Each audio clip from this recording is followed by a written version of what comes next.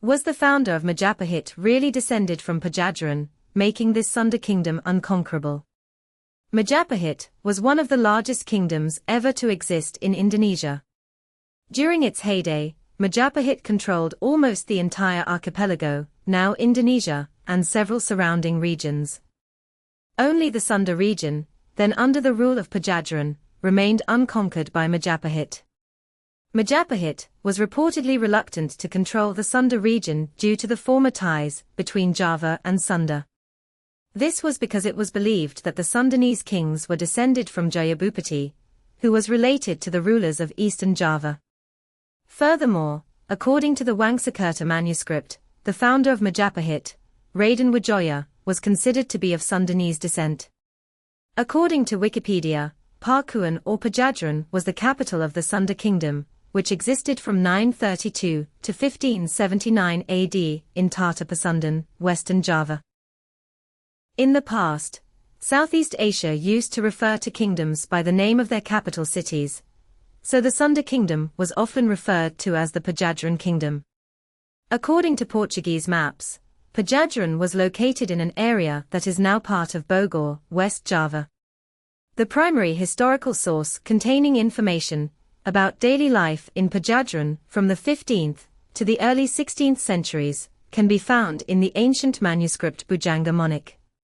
Place names, culture, and customs of the people of that time are described in detail in this ancient manuscript.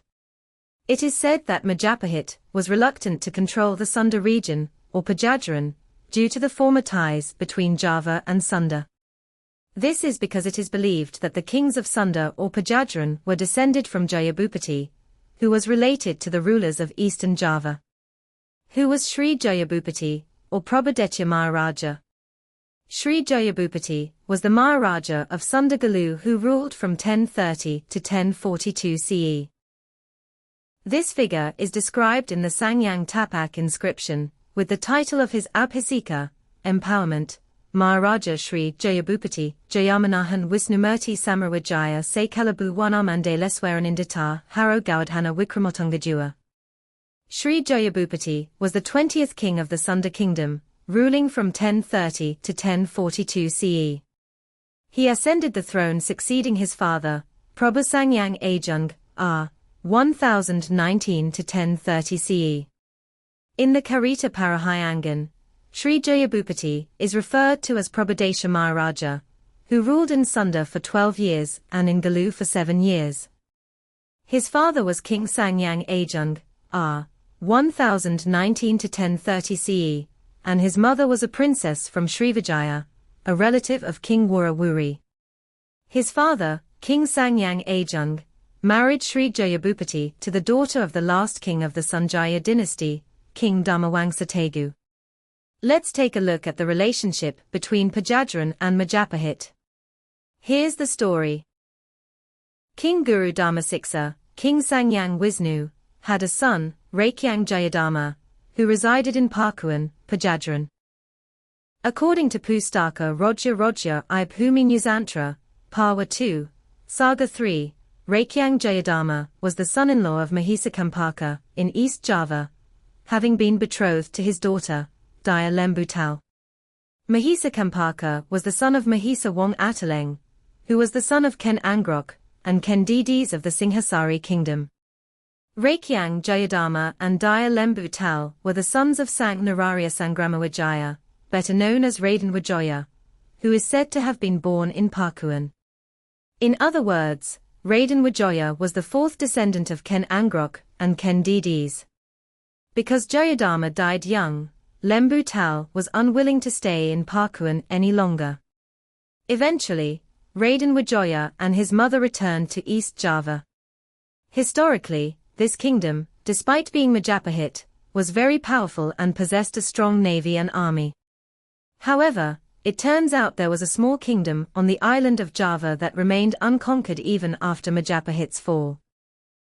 This kingdom was not as powerful or as renowned as the Majapahit Empire, which dominated the seas and land of the Indonesian archipelago. However, this kingdom was able to withstand the onslaught of Majapahit troops, and was unable to be conquered by this great empire. The Majapahit kingdom existed from the 13th to the 16th centuries. However, some authors write that it existed from the 14th to the 15th centuries. The Majapahit kingdom was located and centered in East Java, and is considered one of the largest kingdoms in Southeast Asia in the past. Historical records show that Majapahit controlled nearly the entire Indonesian archipelago at that time. The founder of Majapahit, Raden Wijaya, in 1293, was the son-in-law of Kertanegara, the last king of Singasari. The Majapahit kingdom was inextricably linked to the Singasari kingdom. Raden Wijaya was the son-in-law of Kertanegara, the king of Singasari. In 1292 AD, a rebellion broke out in Singasari, led by Jayakatwang, which led to its collapse. At that time, Raden Wijaya fled with Arya Wiraraja. Raden Wijaya then settled in a forest in Trowulan.